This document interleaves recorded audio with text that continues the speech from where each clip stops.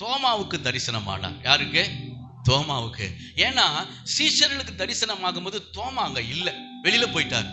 இப்ப 10 சீஷர்களும் சொல்றாங்க, இயேசு உயிர்த்தெழுந்தா நாங்க பார்த்தோம் அப்படின்னு சொல்றாங்க. இவன் சொல்றான், நான் நம்ப மாட்டேன். என்னது?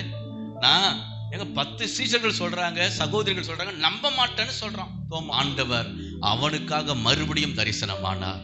தரிசனமாகி சொல்லுகிறாரு, யோவான் புஸ்தகம் 20ஆம் அதிகாரம் 28, 29 நீங்க வாசி பார்த்தீங்கன்னா, தோமா அவருக்கு பிரத்யுத்தரமாக அப்ப சொல்றான், தோமா பார்த்து, நீ வா, என் காயங்களை தொட்டுப்பார் அப்படின்னு சொல்லும் பொழுது அங்க சொல்றாரு, அப்பதான் தோமா விசுவாசிக்கிறான். அல்லேலூயா, என் ஆண்டவனே என் தேவனேன்னு அப்படின்னு சொல்றான். அப்ப ஆண்டவர் சொல்றாரு, எப்பா என்னை பார்த்ததுனால நீ விசுவாசிக்கிற, என்னை பார்க்காம விசுவாசிக்கிறாங்க பாரு, அவங்க பாக்கியவான்கள். ஆண்டவர் சொல்லி, என்னை பார்க்காம என்னை கேள்விப்பட்டு விசுவாசிக்கிறாங்க பாருங்க, என் வார்த்தை நம்பி என் மேல நம்பிக்கை வைக்கிறாங்க பாருங்க, அவர்கள் இந்த உலகத்துல பாக்கியவான்களாய் வாழ்வார்கள். அல்லேலூயா.